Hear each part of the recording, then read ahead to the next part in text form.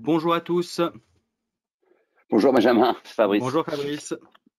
Donc, on va pouvoir démarrer. On a 2 minutes de retard, donc juste le temps que les gens arrivent. Donc on va saluer déjà tous les présents. Alors, je suis Fabrice, je m'occupe de la filiale Eastern Graphics France, donc du groupe Eastern Graphics. Aujourd'hui, c'est un webinaire sur la présentation donc des nouveautés de la dernière version 8.4 de Picon Planner. C'est Benjamin qui va vous présenter donc toutes ces nouveautés, juste pour pour de l'organisation. Moi, je vais faire le modo. Vous êtes assez nombreux aujourd'hui, vous êtes pratiquement 100. Donc, vous pouvez poser des questions à la volée. Moi, je peux lire les questions. Je ne peux pas vous garantir de toutes les passer à Benjamin, parce qu'il faut quand même qu'on respecte les horaires. Mais voilà, s'il y a des questions que je peux glisser pendant l'intervention de Benjamin, je le ferai. Je vous ferai un petit point donc à la fin, questions-réponses aussi, pour ceux qui ont la patience d'attendre jusqu'au bout. Et comme ça, si ça déborde un peu, ceux qui doivent nous quitter quitteront, et puis ceux qui peuvent rester pour les questions resteront pour les questions. Et puis voilà, je pense que c'est ce qu'on va faire, c'est ce qui sera le plus simple. Est-ce que tu es prêt, Benjamin, à démarrer ce nouveau webinaire? Alors, juste aussi une information pour tous les inscrits. Alors, il y en a toujours qui s'inscrivent, qui ne veulent pas venir, c'est pas grave. On vous enverra le lien de ce webinaire qui est enregistré actuellement. Donc, on vous fera juste le temps de couper ce qui doit être coupé d'avant et après l'intervention. Et on vous enverra le lien donc d'ici la fin de journée. Et puis, on vous enverra également tout ce qui est documentation PDF de ce qu'on vous a montré aujourd'hui. Donc, vous aurez un petit package pour vous remercier de vous être inscrit. On vous enverra. Et puis après, ça sera diffusé plus généralement sur notre chaîne YouTube la semaine prochaine. Pour ceux qui ne connaissent pas la chaîne YouTube, vous tapez dans YouTube Picon France, et là vous allez avoir les webinaires, les vidéos produits. Vous pouvez vous abonner, n'hésitez pas. On essaye de vous donner un maximum de contenu. Donc voilà, je crois que Benjamin a encore des astuces minutes à partager en décembre. Donc n'hésitez pas à aller sur YouTube, vous abonner, Picon France. Voilà. Bon, assez discuté. C'était les 2-3 minutes pour faire pour attendre les derniers retardataires. Et puis, je te laisse le micro, Benjamin. Je te pose quelques questions si besoin. Et puis, on finalise ensemble après. D'accord? Eh bien, c'est parti. On va pouvoir commencer donc ce webinaire sur les nouveautés de Picon Planner 8.4, comme l'a dit Fabrice. Donc, dans ce webinaire, nous allons aborder différents points, donc différentes nouveautés. Déjà, on verra qu'il y a un nouveau contour de sélection des objets. Donc, ce sera le premier point abordé. Ensuite, nous parlerons de l'amélioration des images photoréalistes, notamment avec le moteur de rendu OSPRay. Vous verrez qu'on a une bien meilleure réflexion sur les objets, donc sur les objets vitrés, que sur la version précédente. On parlera aussi rapidement de Yafaray, l'autre moteur de rendu. Alors, je suis désolé pour ceux qui utilisaient ce moteur de rendu, mais d'ici la prochaine version, le moteur de rendu Yafaray sera arrêté dans Picon Planner. Je vous expliquerai pourquoi et pourquoi utiliser plutôt le moteur de rendu OSPRay dès aujourd'hui.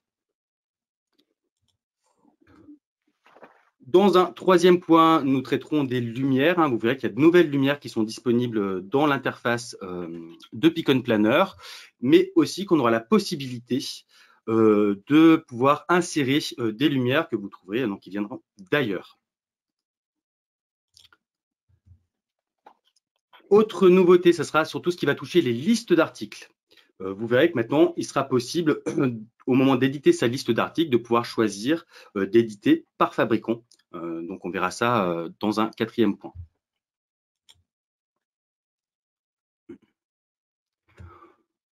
Nous traiterons aussi d'autres nouveaux outils, notamment un nouvel outil qui s'appelle l'outil calpinage, qui vous permettra de faire des calpinages d'objets dans une zone.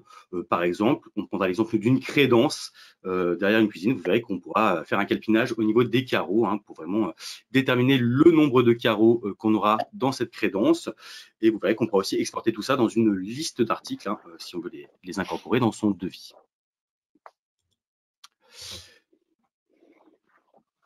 Dans un Le point suivant, ça sera sur la génération des images multi-contenus. Alors, c'est quelque chose qui fonctionnait très bien sur InPress jusqu'à la version, je dirais, 8.5, 8.6, qui avait été abandonnée. Et là, ça y est, c'est de nouveau disponible. Hein. Donc, on verra ce qu'il en est dans ce point. Et pour finir, un petit check sur les autres nouveautés, notamment des nouveautés au niveau de tout ce qui sera import et export dans le logiciel Picon Planner. Allez, on va pouvoir commencer avec le premier point, donc les nouveaux contours de sélection. Donc pour ceux qui ont déjà téléchargé et mis à jour la version 8.4, vous avez dû vous rendre compte qu'on a une meilleure visibilité au niveau des sélections et notamment des sélections multiples d'objets, comme je vous montre dans cet exemple. Hein. Les objets ne sont plus encadrés en bleu, mais bien détourés dans une couleur verte hein, par défaut. On verra qu'on pourra modifier cette couleur pour une meilleure visibilité. Ça sera la même chose pour les groupes d'objets. Hein. Les groupes d'objets, vous vous rappelez, là, par exemple, sur cet exemple, on a les deux fauteuils qui sont groupés, plus la table. Mais c'est vrai que dans la sélection, jusqu'à présent, on n'avait pas forcément la visibilité sur la table pour comprendre que la table était bien sélectionnée. Alors ça, c'est quelque chose qui change. Hein. Maintenant, tous les objets dans les groupes d'objets seront bien détourés pour une meilleure visibilité. Pareil pour le contour d'objet. Jusqu'à présent, c'est vrai que quand on sélectionnait un objet, par exemple ici, il y a deux carrés, il n'y en a qu'un des deux qui est sélectionné, d'accord. Mais j'ai du mal à voir, hein, jusqu'à présent, j'avais du mal à voir lequel était sélectionné. Dans cette nouvelle version, voilà, l'objet sera vraiment détouré et on pourra vraiment voir comment l'objet est sélectionné. Allez, je passe rapidement sur Planner pour vous montrer tout ça en live. OK, au niveau des contours de sélection, vous voyez que quand je sélectionne ma table, elle est bien détourée, d'accord. Et si je fais des sélections multiples, voilà, je vois bien que voilà, les autres objets sont également détourés, d'accord. L'intérêt, hein, c'est que voilà, je vois à travers les murs, hein, je vais bien voir que tout ça est bien sélectionné. Donc ça, c'est vraiment pour la partie sélection multiple. Maintenant, si je pars sur les groupes d'objets ou sur les objets copiés en référence, par exemple ici, je vois que quand je sélectionne une chaise, hein, et ben je vois que toutes les autres chaises sont en référence. Et pareil, ça, voilà, ça a été amélioré au niveau de la visibilité avec ces contours orange.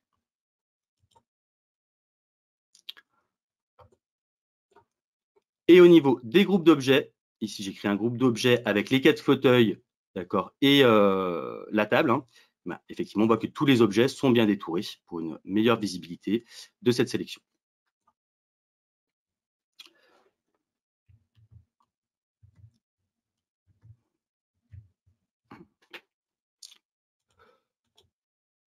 Il y a aussi possibilité de modifier la couleur de cette sélection. Alors, par défaut, la couleur est verte, d'accord, mais vous pouvez, si vous préférez, changer. Et par exemple, ici, voilà, dans cet exemple, passer à une couleur orange. Donc, pour ce faire, c'est assez simple. On va se rendre dans l'onglet Vue. Ici, au niveau du carré, ici, accéder aux paramètres avancés. Et ici, ça m'ouvre un panneau où j'ai accès au choix de la couleur. Hein. Donc, j'avais ce vert par défaut. Voilà, mais je peux choisir une autre couleur. Par exemple, effectivement, un orange.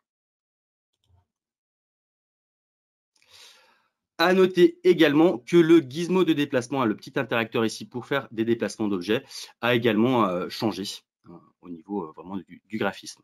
Mais bon, après, au niveau de l'utilisation, pas de souci, hein, je l'utilise vraiment comme avant.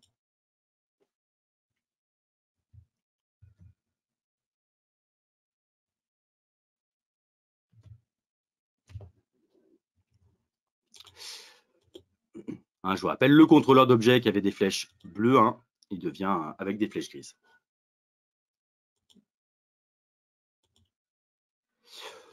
Dans le point suivant, on va parler des améliorations des images photoréalistes. Donc, ces améliorations, elles portent vraiment sur le moteur de rendu OSPray. Je vous rappelle qu'on a 3 possibilités de faire des rendus dans Picon Planner, en mode OpenGL, qui sera une sorte de capture d'écran, qui sera vraiment de la qualité de ce que vous avez à l'écran. Un moteur de rendu qui s'appelle OSPray, qui est vraiment le moteur de rendu que je vous conseille d'utiliser. Et de toute façon, on va voir dans le point suivant que l'autre moteur de rendu Yafaray va disparaître dans la prochaine version. D'accord. Donc, effectivement, toutes les améliorations maintenant portent vraiment sur le moteur de rendu OSPray, avec notamment une amélioration dans cette nouvelle version au niveau de la réflexion de la lumière. Un exemple ici en image de bague, d'accord, généré en rendu photoréaliste avec OSPray dans la version 8.3.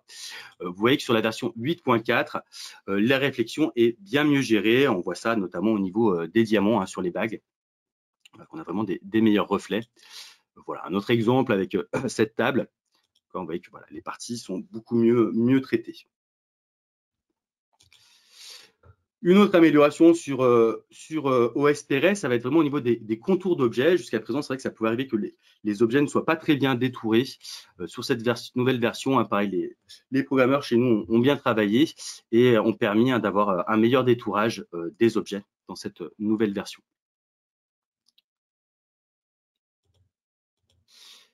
Je vous parlais de l'obsolescence du moteur de rendu Yafaray. Donc, on verra ça juste après, vraiment directement dans l'interface Picon Planner. Mais c'est vrai que maintenant, pour ceux qui avaient l'habitude d'utiliser Yafaray, quand on va lancer, donc générer une image avec le moteur de rendu Yafaray, il y a un message d'alerte qui va apparaître. Donc, ne vous inquiétez pas, qui vous annonce juste que ce moteur de rendu est obsolète et qu'il sera retiré à la prochaine mise à jour.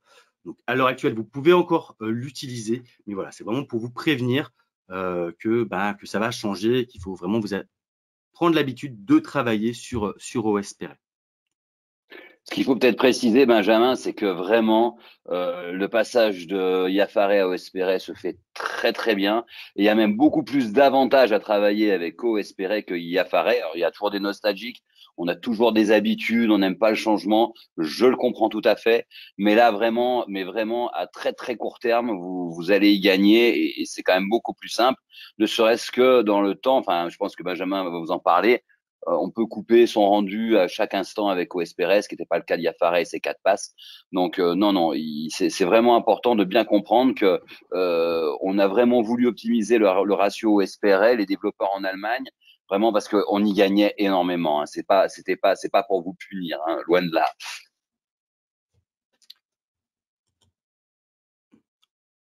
Au niveau de ces moteurs de rendu, effectivement, comme le dit Fabrice, c'est pas pour vous punir, c'est vraiment qu'OSPray est plus performant et en plus plus facile d'utilisation. Par exemple, au niveau des réglages, ici, donc là on est sur les réglages d'OSPray. Si je passe sur les réglages de Yafaray, voilà, on voit que les réglages de Yafaray, c'était vite un casse-tête. Il y avait énormément de réglages à gérer manuellement. Voilà, parce qu'il y avait très peu d'intelligence artificielle derrière tout ça. Donc, il fallait vraiment tout paramétrer à la main. Et encore là, j'étais en lumière directe. Si je passe ici, je pousse un peu en carte de photon, ça me rajoute encore une dizaine de lignes à paramétrer. Donc, tout ça était un peu long à paramétrer. Si je passe sur le moteur de rendu OSPray, voilà, on voit que j'ai beaucoup moins de réglages. D'accord, il y a beaucoup de choses qui vont se faire de façon automatique. Les autres avantages d'OSPray, comme le disait Fabrice, c'est déjà que je vais pouvoir arrêter le rendu au milieu du calcul, quand je veux. Quand je trouve que le calcul me plaît et est assez performant, je peux arrêter en cours de route. Autre différence, c'est qu'OSPray va gérer les images HDRI. Vous me rappelez, c'est ces images, j'ai fait une astuce minute dessus, qui vont pouvoir gérer l'environnement qui entoure la scène. D'accord, ça, sur Yafaray, ce n'est pas pris en compte. D'accord, donc ça, c'est une des nouveautés. Pour ceux qui n'utilisent pas OSPray, je peux faire très rapidement un petit check dessus. Vous pouvez choisir la condition d'arrêt ici, donc combien de temps, le nombre de passes qui vont être faites pour votre rendu d'aperçu à illimité. D'accord, donc illimité, ça sera à vous d'arrêter quand vous aurez estimé que le rendu sera bon. Vous pouvez jouer sur la profondeur du rayon. C'est vraiment comment la lumière va être renvoyée par les objets. Donc, vous pouvez augmenter, si vous voulez augmenter le renvoi de la lumière des objets. Par exemple, ici, j'ai une chaise bleue. Ce bleu va être réfléchi sur les murs. Et ça, je peux l'augmenter ici. Le seuil anti-grainage, pareil, que je peux modifier. Je vous rappelle, le grainage, c'est ces petits escaliers qu'on peut avoir sur les diagonales. On parle bien de 2 pixels en infographie. Donc voilà, c'est pour venir lisser ces pixels. On a la fonction débruitage qui vient lisser l'image et corriger le bruit qu'on pouvait avoir sur l'image jusqu'à présent. Vous avez la possibilité d'avoir un arrière-plan transparent. Si vous ne le cochez pas, il prendra l'arrière-plan par défaut. Les méthodes, je vous conseille de garder ça par défaut. La Filmic, c'est la dernière, c'est la plus récente. Au niveau du spécial, vous avez quelques réglages ici. La caméra architecturale, c'est si vous voulez faire des vues axionométriques, donc où toutes les lignes qui sont censées être verticales sont bien verticales, alors que dans 3D, elles vont avoir tendance à s'incliner. Calque d'ombre, si vous voulez générer des ombres portées alors que vous n'avez pas fait de sol, il faudra bien penser à activer cette fonction. Réflexion et luminosité ambiante avancée. Ici, ça, je vous conseille de le cocher si vous voulez avoir un peu les mêmes améliorations de rendu, notamment au niveau de la réflexion qu'on a vu tout à l'heure dans le PowerPoint. Et garder les lignes, c'est juste si vous voulez garder les lignes 2D, parce que par défaut, les lignes 2D ne sont pas prises en compte dans OSPRED. Donc, si vous voulez vraiment garder les 2D, il faudra bien cocher garder les lignes. Juste une petite question, Benjamin, là, qui arrive. Est-ce que déjà, pour ceux qui veulent mettre les mains dans le cambouis, est-ce que dans l'aide en ligne, on a mis le détail, il me semble qu'on a bien expliqué dans l'aide en ligne que tous ces points, on les détaille, on les explique. Ça, tu confirmes bien ça? L'aide en ligne, pour moi, elle n'est pas complètement à jour sur OSPRED. Par contre, on trouve de la documentation sur Picon Club. Sur D'accord, donc voilà, trouver. Alors, soit l'aide en ligne, soit Picon Club. Pour ceux qui ont besoin de documentation, vous pouvez envoyer un mail à info@picon.fr, comme d'habitude. On vous renverra la doc. Et une autre petite question. Donc, ce que tu proposes, en fait, si je suis pas à l'aise, je laisse les paramétrages par défaut. Ça fonctionne bien? Les paramétrages par défaut fonctionnent bien. Là, je voulais vraiment rentrer dans le corps du moteur de rendu, mais c'est vrai qu'ici, je ne suis pas obligé d'avoir accès à ces paramètres. Voilà, donc je viens de Yafaré, je ne suis pas à l'aise, j'appuie sur le bouton, ça marche. En gros, c'est. Voilà, en gros, je choisis. Est-ce que je veux de aperçu à élevé en fonction de la qualité? Et ça me fait mes réglages par défaut. Et est-ce que j'ai une question là de Ludovic qui dit voilà, moi j'ai des JPEG que je mets sur le sol, est-ce que ça sort bien ou pas sur OSPRED? Moi j'ai des petits soucis. Normalement, on peut mettre une texture en JPEG, OSPRED l'interprète. Bien sûr, oui, OSPRED gère très bien les textures. Après, si vous mettez qu'une image, ça va rester une image, ça ne sera pas vraiment une texture, donc forcément le rendu sera moins sympa. Donc toi, tu conseilles plutôt d'aller faire des fichiers maths ou des choses comme ça? Ouais, je conseille de faire des textures. Après, c'est toujours pareil, ça dépend du temps qu'on a devant soi et de est-ce qu'on est à l'aise ou pas pour créer des textures. Mais c'est vrai que plus on va utiliser différentes cartes pour les reflets, est-ce qu'il y a des reliefs sur les textures, etc., du bump via les normal maps, oui, forcément, ça va toujours améliorer le rendu. Un beau rendu, c'est pas que le réglage d'OSPRED, c'est déjà des belles 3D, c'est des belles textures, c'est un bon éclairage et après, c'est un bon réglage du moteur de rendu. C'est vraiment un tout. Merci, je te laisse continuer. Hop.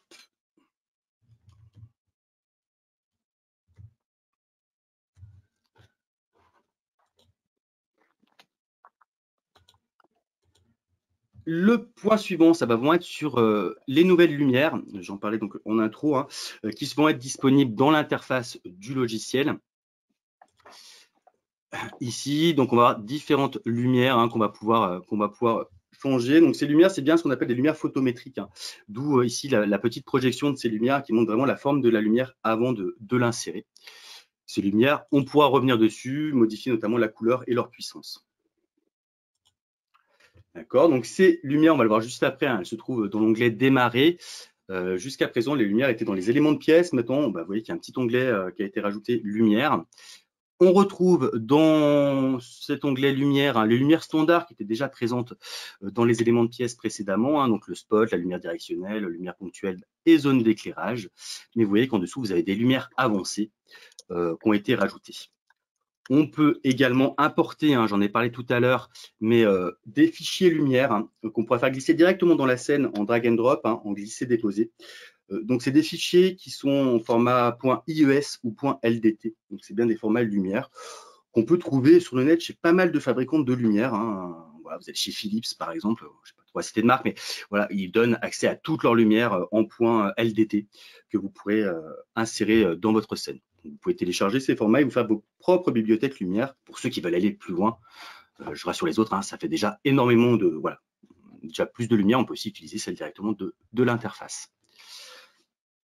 Pareil, on va regarder un peu comment ça se passe. Juste une toute petite question, Benjamin. Là, on parle bien de lumière d'OSPRS. C'est disponible dans les 3 versions. Oui, ces lumières sont disponibles dans les 3 versions, bien sûr. Et pareil pour OSPRS. Donc, que je travaille dans la standard téléchargée sur Internet sans la configuration ou la version allégée ME avec de la configuration ou la Pro. Dans les 3 cas, vous avez les lumières OSPRS, vous avez tout. Exactement. C'est disponible dans toutes les versions. Les moteurs de rendu sont identiques. Il n'y en a pas un qui est mieux que l'autre. C'est les mêmes dans les 3 versions. Pareil pour les lumières. Je vais laisser juste 2 secondes pour que ça charge. L'image qui ne va pas être trop long à charger.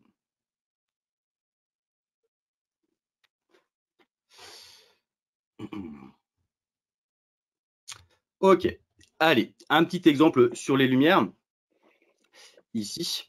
Donc là, il y a bien une lumière qui a été insérée. Je vais pouvoir la sélectionner ici. Cette lumière, ça vous donne bien, vous voyez bien sa zone d'éclairage ici. Donc là, j'en ai mis, je l'ai doublé pour le haut et le bas, parce que c'était une lumière qui éclairait que vers le bas. D'accord.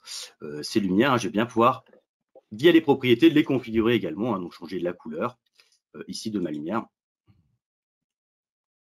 Bon, je vais mettre des couleurs très, très vives pour que vous puissiez voir la différence.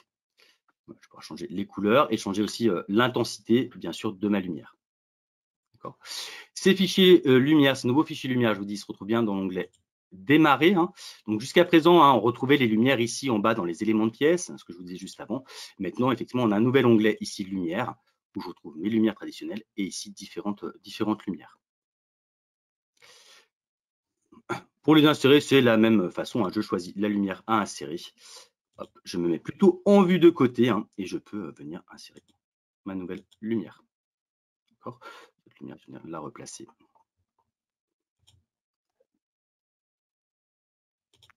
D'accord. Et là, ce que je disais, je peux gérer son intensité et sa couleur. Si je veux importer un fichier autre, hop, je vais vous en montrer un.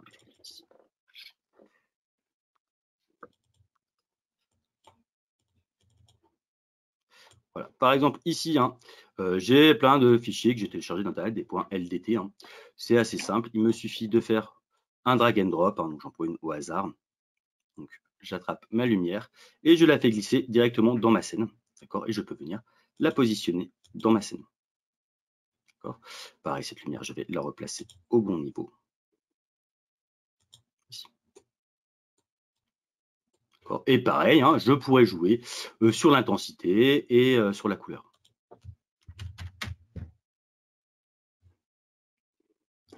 C'était le petit plus. Sur les lumières. Voilà ce que disait Fabrice tout à l'heure pour la texture, même en mode réaliste de planeur. Là, j'ai une texture avec un bump, forcément, ça ne fait pas le même effet sur ce mur en brique que si je partais directement sur une image JPEG. Je vous conseille quand même de faire des beaux matériaux. Oui, c'est vrai. Elle a une jolie brique. C'est pour nos amis belges que tu as fait une petite dédicace, là, un petit mur. Pour les Toulousains. Nord de la France et la Belgique.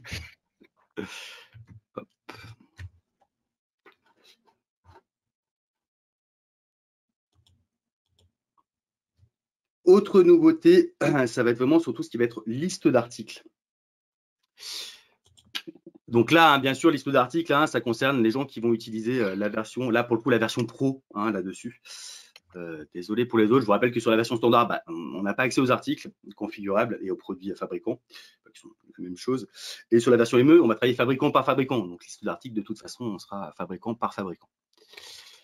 D'accord. Donc c'est vrai que maintenant, quand vous allez venir lancer votre liste d'articles, ouvrir votre liste d'articles, il va vous proposer, voilà, si j'ai mis tous ces fabricants-là dans ma scène, est-ce que tu veux faire ta liste d'articles avec tous les fabricants ou certains ou qu'un seul? On va vraiment pouvoir choisir les fabricants qu'on veut mettre dans cette liste. D'accord. Ça sera pareil quand on va faire des exports. On pourra faire des exports Excel en choisissant vraiment les articles qui nous plaisent. Voilà. Également, l'export Excel a été modifié. Il est quand même vachement plus sympa que les exports précédents. On retrouve notamment les vignettes produits.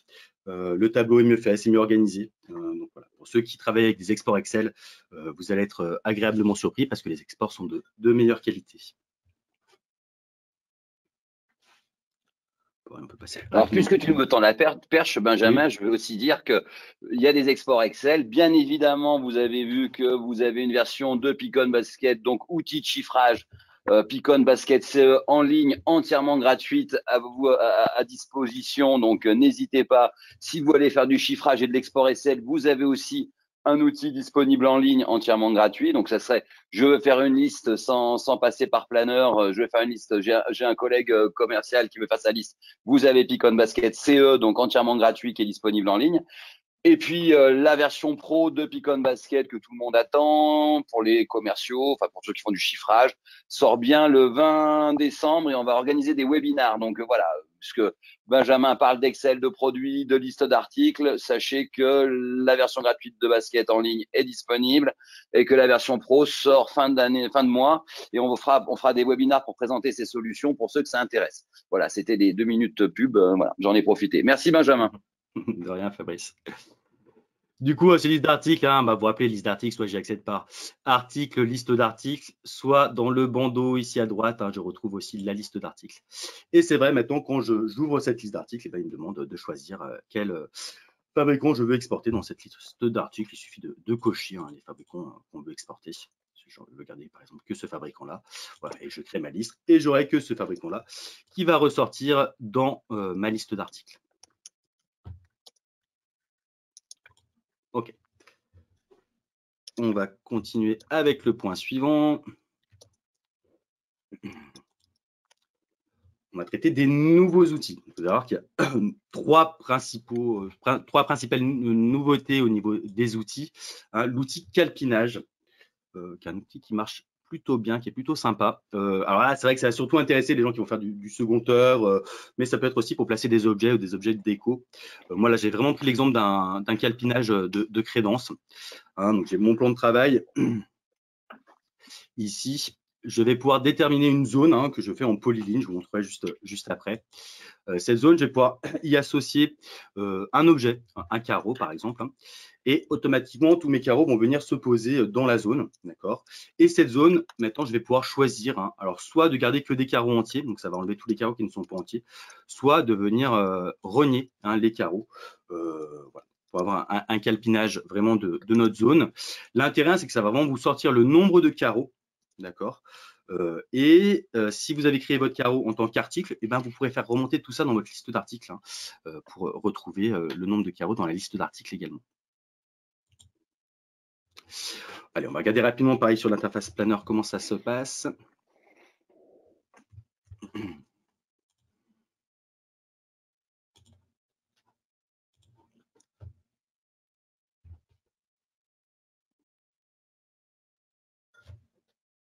Le temps que ça charge, il y avait David qui nous avait posé une question tout à l'heure. On est bien d'accord, Benjamin, que tous les exemples, les éléments muraux que tu as utilisés pour faire ton plan tout à l'heure avec la brique et maintenant avec c'est des produits que tu retrouves dans la bibliothèque de murs de Picon Planner. La baie vitrée, en l'occurrence, c'était bien une baie vitrée que l'on fait avec les éléments muraux de Picon Planner. Oui, tous les éléments muraux viennent bien de Picon Planner. Après, c'est vrai que la texture, pour le coup de ces fameuses briques, celle-ci, c'est moi qui ai fait la texture, qui est un peu plus poussée que celle qu'on peut trouver dans notre bibliothèque. Les éléments muraux viennent bien de Planner. Mais les éléments muraux viennent bien de Planner. Voilà, faut pas oublier que nous, les textures qu'on propose, forcément, on essaie toujours de jouer sur qualité-poids. Moi, là, je vous ai mis une très belle texture. C'est vrai qu'il y a attention, les très belles textures avec des images haute définition, ça alourdit vos plans. Donc, c'est à vous de faire le choix là-dedans.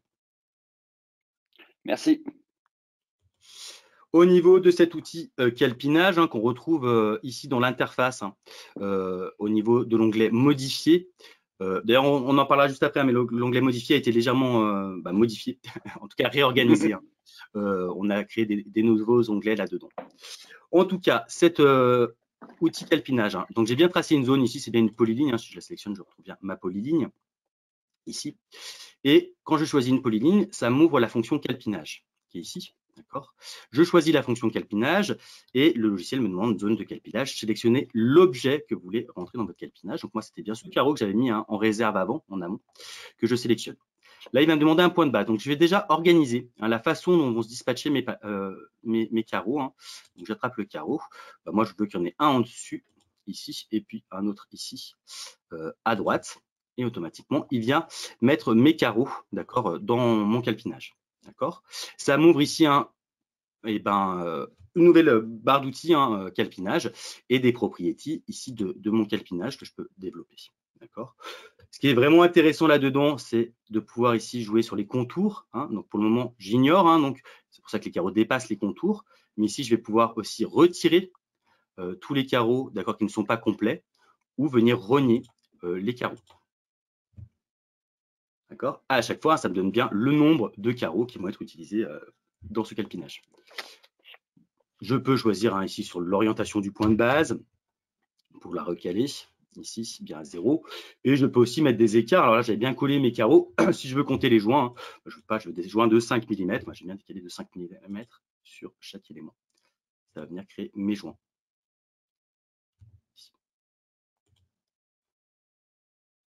D'accord. Et ça recalcule mon nombre de carreaux s'il change. Voilà, je reste à 186 carreaux. D'accord. Ce que je vous disais, moi, ce carreau de base, je l'avais bien créé en article. Je vous rappelle que dans Planner Pro, dans article, je peux créer des articles utilisateurs. Si du coup, je vais bien dans ma liste d'articles, ici, pas les calques, pardon, la liste d'articles, les joies du direct, ici. Ici, je retrouve les produits que j'ai mis dans la scène, mais bien également les carreaux que j'avais créés ici en article. Et si je vais voir dans ma liste, j'ai bien mes carreaux qui sont là, que j'avais créés en article. Je retrouve bien les 186 et du coup les prix et le prix total. D'accord. Si je vais dans l'aperçu, je retrouve aussi la petite vignette.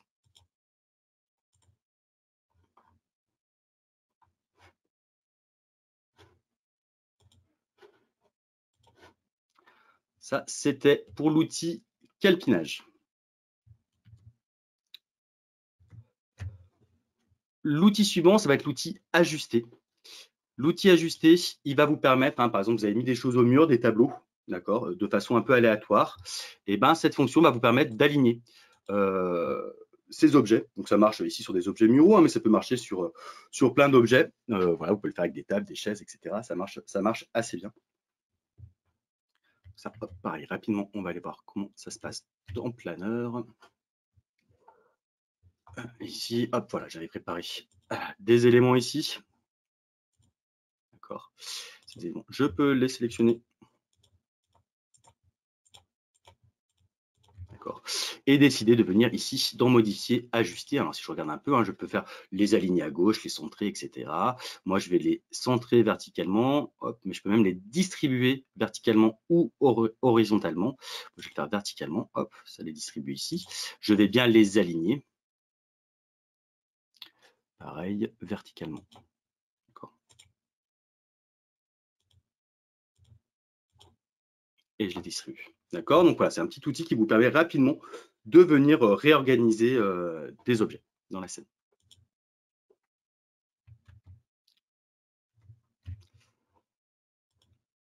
Outil suivant, alors c'est pas vraiment un outil, c'est plutôt on a modifié un petit peu la fonction échelle pour les mises à l'échelle. Maintenant, voilà, l'objet passe bien en transparence, ce qui est plutôt bien, ça permet vraiment de voir l'objet par transparence au moment de la mise à l'échelle. Donc ça marche assez bien. Autre possibilité, ça va être de pouvoir recadrer des PDF, notamment au moment de la mise en page.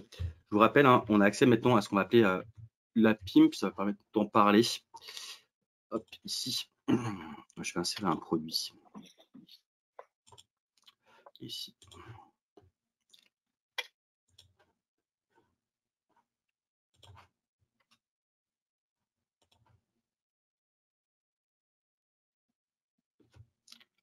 On va laisser se charger. Voilà, dans la scène. Je vais mettre par ici.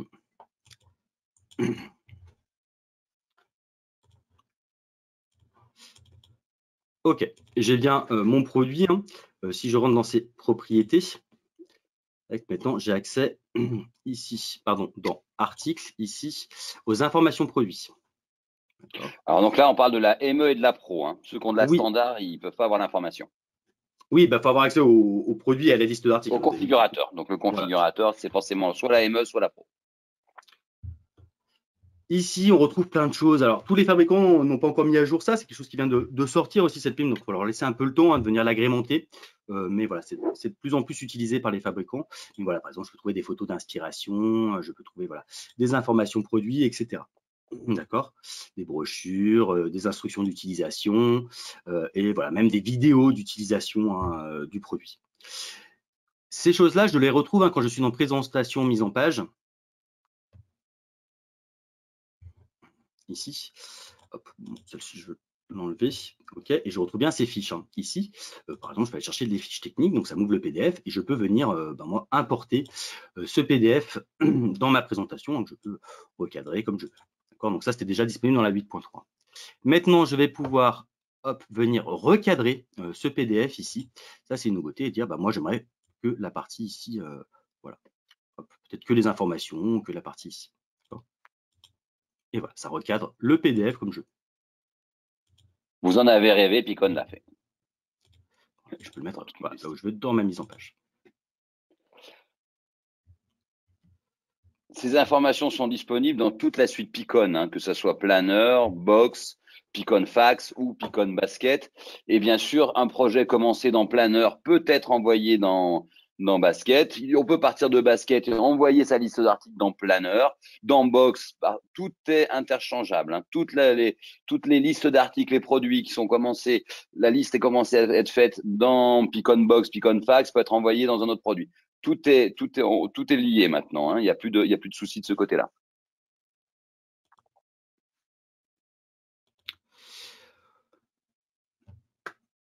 Donc, nouveauté suivante, c'est la génération d'images multi-contenus. Donc, les images multi-contenus, déjà, comment ça se fait c'est toujours dans la partie génération d'images. Hein. On a parlé tout à l'heure d'OSPRay. En génération d'images, on va pouvoir faire des images classiques. On va pouvoir faire des panoramiques 360 degrés. Donc, ça, ce n'est pas une nouveauté. Hein. Ceux qui avaient déjà l'habitude d'en faire, ça ne change pas. Et on va aussi maintenant pouvoir faire des images multi-contenus.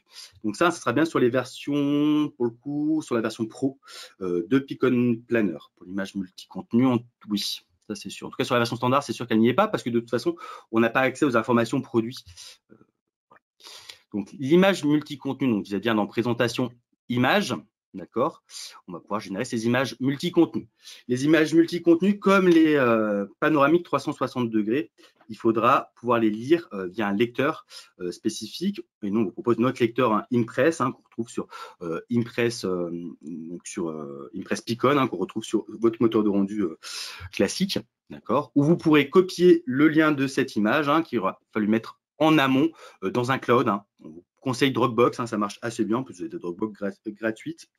Donc, vous pouvez générer cette image, la mettre dans votre Dropbox, copier le lien et venir le coller dans Impress. Donc, de la même façon que pour faire les panoramiques 360 degrés. Ces images ici, multi-contenus, donc c'est bien des images qui paraissent standards, sauf qu'on a des points sur les différents objets. D'accord, de la scène, sur les différents articles. Et voilà, quand on clique sur le point, on va avoir les informations des produits. Donc là, c'était quelque chose qui reprenait 3 produits. Voilà, si je clique sur le produit en question, ça m'ouvre le descriptif de ce produit, et ainsi de suite. D'accord, ces images, je peux les partager à mon client pour qu'il puisse voir un peu la liste des produits que j'ai mis dans la scène.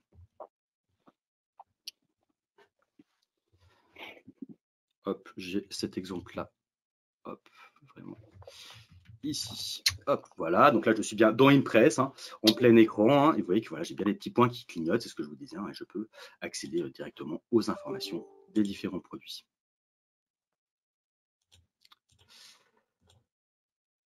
Alors, au niveau des autres petites nouveautés, il y a la réorganisation de l'onglet modifié.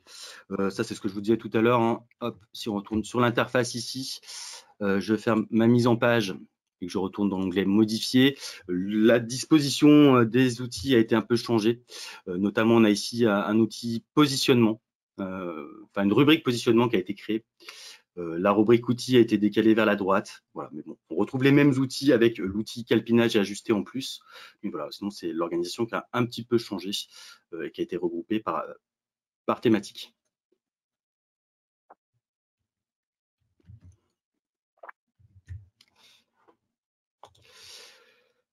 Donc, fenêtre d'export avancé pour les fichiers DWG. Donc, c'est vrai que quand vous allez exporter vos fichiers DWG, vous allez avoir des paramètres de réglage supplémentaires. On reviendra dessus peut-être.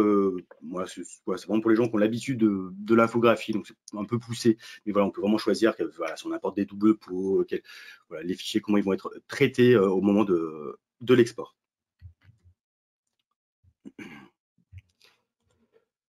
Possibilité aussi maintenant d'importer 2 types de fichiers supplémentaires de formats qui n'étaient pas possibles avant, c'est les formats STEP et les formats IGES. Voilà, donc ça parlera plutôt au bureau d'études, tout ça. Donc pareil, je ne vais pas rentrer dedans parce que les gens qui connaissent ces formats comprendront de quoi on parle, mais voilà, on va pouvoir importer ces nouveaux formats. Autre chose, c'est les outils muraux. Pour ceux qui utilisaient cette fonction, je vous rappelle qu'on pouvait créer n'importe quel objet en outil mural. Ça posait problème quand l'objet était un article. Maintenant, on va pouvoir créer des articles. On peut créer des articles en objet mural sans avoir besoin de casser les articles et de les transformer en articles manuels. C'est voilà, une petite avancée supplémentaire. Pareil, pour ceux qui utilisent le navigateur média, je vous rappelle, le navigateur média, c'est ce qui vous permet de faire des échanges. C'est l'interface entre Picon et votre interface Microsoft. Voilà, le navigateur média a été un peu amélioré, notamment on a des zones de recherche maintenant, donc vous pouvez rechercher par thématique. Et également, voilà, vous avez une fonction filtrage si vous voulez filtrer certains fichiers ou pas.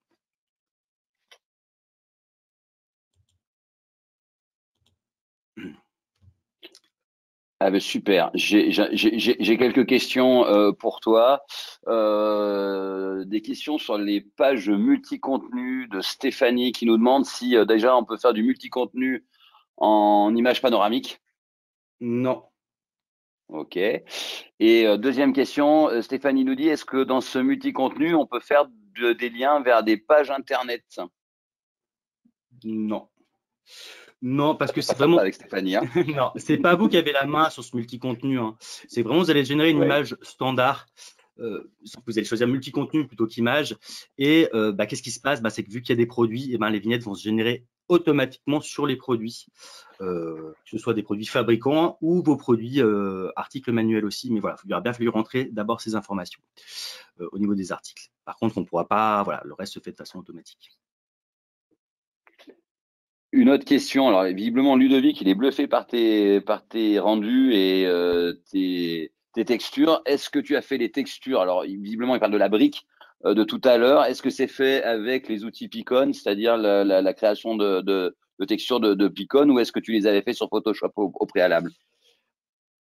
Alors, c'est mis en place avec les outils Picon au niveau des matériaux. Par contre, les cartes, si on revient très rapidement dessus, je vais revenir sur l'interface planeur. Au niveau de, hop, ici, des éditeurs de l'éditeur de matériaux. Je vais ramener là. Hop, ici. Un matériau, c'est quoi? D'accord, c'est bien une image. Donc ça, l'image, forcément, je ne la crée pas avec Picon Planner. C'est une image que j'ai récupérée. Alors, ça peut être une photo, une image récupérée du net. Effectivement, là, vous voyez, on a des images pour ces textures qui sont, voilà, on n'est pas sur des très gros formats, mais voilà, si on prend des formats un peu plus puissants, forcément, la qualité sera meilleure. Après, on peut rajouter des cartes de dureté. Je vais aller sur mes carreaux ici, j'en ai une, non, j'en ai pas là-dessus, j'avais pris du simple. Je vais pas avoir d'exemple. Des cartes ici. Non. Je vais pouvoir mettre des cartes de dureté. Des cartes de dureté, c'est quoi? C'est des images réalisées à partir de l'image de base. C'est quoi? En fait, c'est vraiment des images désaturées. Donc là, à la limite, je pourrais le faire directement dans Planner ou via Photoshop ou un autre logiciel de retouche d'image. Mais c'est vrai que je pourrais réinsérer cette photo-là ici et je pourrais venir la modifier et la désaturer au niveau de la dureté, parce qu'on va pouvoir venir modifier un peu les images ici. Vous voyez ici, si je suis là, ici dans éditer la texture, je peux jouer un peu sur les images. D'accord, et notamment, là, je pourrais faire des effets bichrome pour venir désaturer mon image. Comment ça marche cette dureté? La dureté, c'est bien la brillance. Plus la dureté est faible, si on est sur le curseur simple, plus l'objet va être brillant, plus la dureté est élevée, plus l'objet est mat. Si on importe une carte ici, donc qui est bien l'image désaturée, et tout ce qui est blanc va être mat, et plus on tend vers les noirs, plus on va être brillant, ce qui permet d'avoir une brillance qui ne sera pas homogène sur l'objet. Après, pour tout ce qui va être relief et bump, ici on en a une, la carte normale ou normal map, je ne peux pas générer de carte normale directement dans le Planner. Je dois juste les importer et venir, pareil, avec le petit crayon, les modifier si je veux les rendre plus nettes, moins nettes. D'accord. Pour générer des cartes normales, Alors, soit vous le faites avec GIMP, donc un logiciel libre de retouche photo. Dans ce cas-là, il faudra bien rajouter le plugin carte normale qui est gratuit. On peut les faire dans Photoshop. Alors, le plugin supplémentaire carte normale de Photoshop, comme Photoshop, il est payant, c'est du plus. Et après, on a des petits générateurs pour faire ces cartes qu'on peut trouver en ligne.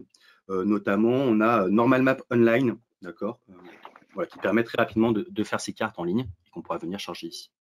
Mais voilà, sinon tout est assemblé dans Picon Planner au niveau des textures.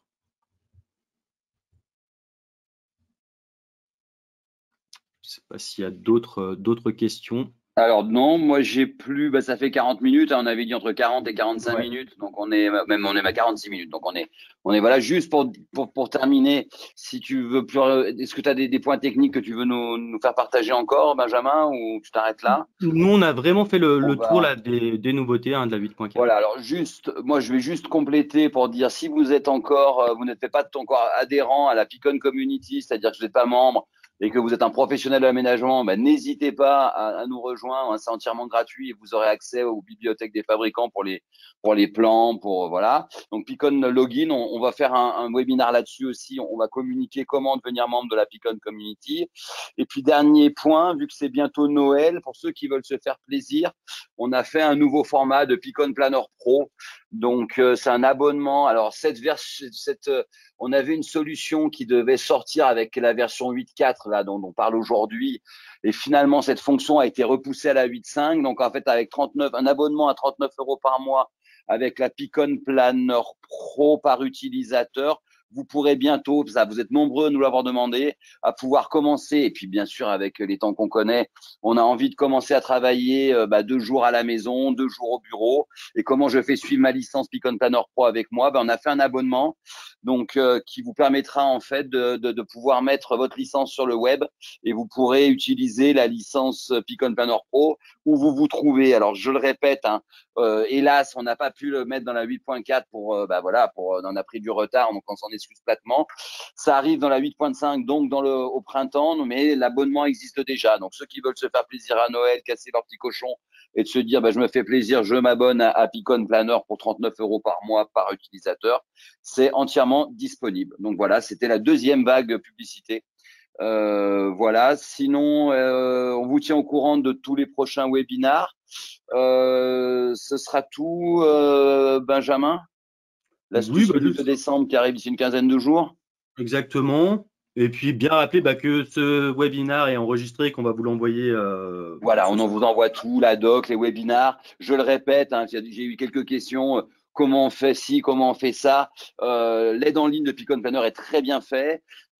Pour ceux qui veulent un coaching, on vend aussi des heures de coaching avec Benjamin. Donc allez-y, il y en a pour toutes les bourses. Ça peut être 1 heure, 2 heures. Faire les réglages lumière avec Benjamin en face-to-face, à distance, allez-y.